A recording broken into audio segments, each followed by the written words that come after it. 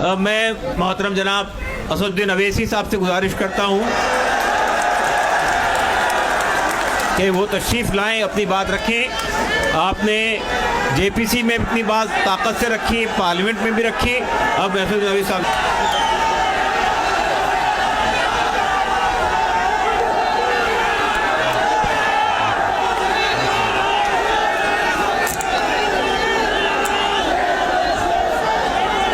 بسم اللہ الرحمن الرحیم۔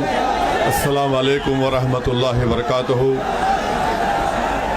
صدر محترم all India Muslim personal law board حضرت مولانا خالد سیف اللہ رحمانی صاحب، شہ نشین پر تشریف فرما، قوم اور ملت کے تنظیموں کے ذمہ داران، میرے ساتھی اراکین پارلیمان، دیگر سیاسی پارٹی کے ذمہ دار، معزز حاضرین اکرام، بزرگان قوم اور ملت، میں صرف آپ کے سامنے یہ عرض کرنا چاہ رہا ہوں کہ نریندر مودی کی حکومت وقف بل کو لا کر قانون بنانے کی جو کوششیں کر رہی ہے، ان کا مقصد ایک ہی ہے، وزیر اعظم کا مقصد ایک ہی ہے کہ مسجد اور مندر کے نام پر عوام ہمیشہ لڑتے رہے، اور اس بل کا مقصد یہ نہیں ہے کہ وقف کی جائیدادوں کو مضبوط کیا جائے۔ آپ خود اندازہ لگائیے کہ ہندو دھرم کے ایک بہت بڑے جورسٹ ہیں بی کے مکھرجی کی کتاب میں لکھا گیا کہ ہندو دھرم میں بائی کسٹم بائی یوسیج وہ مندر کی جائیداد بن سکتی ہے۔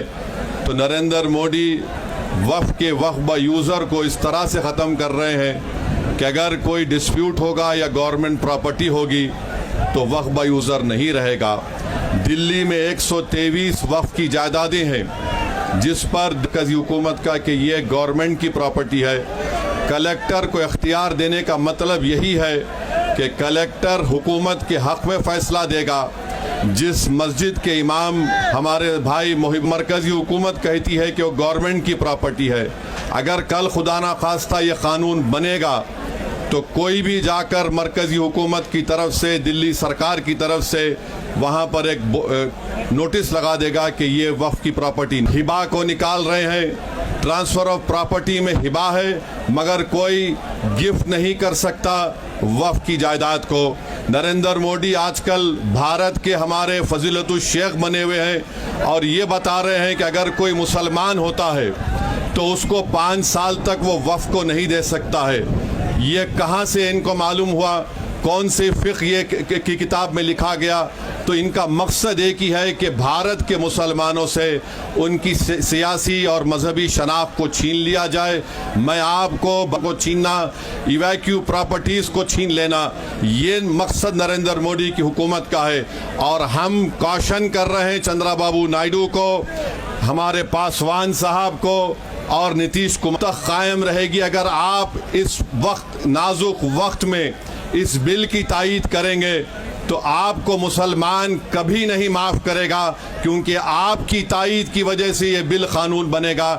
اس لیے ہم ان سے بھی کہہ رہے ہیں کہ آپ اس غیر انکانسٹیٹیوشنل بل کی تائید مت کریے۔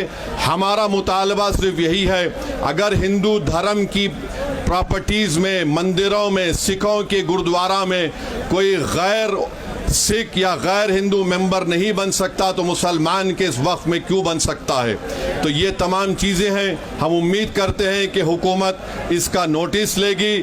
اگر نریندر مودی اس ملک کے امن کو خراب کرنا چاہتے ہیں، وہ مسجدوں اور مندروں کے جھگڑوں میں جاری ہوگی۔ میں یہاں پر شکریہ ادا کرنا چاہوں گا ہمارے جوائنٹ ورکنگ کمیٹی پارلیمنٹ کے تمام اراکین کا، اور خاص طور سے کلیان بنرجی صاحب کا، ٹی ایم سی کے راجہ صاحب کا، ڈی ایم کے کا، ہمارے ناصر بھائی کا، اور محب اللہ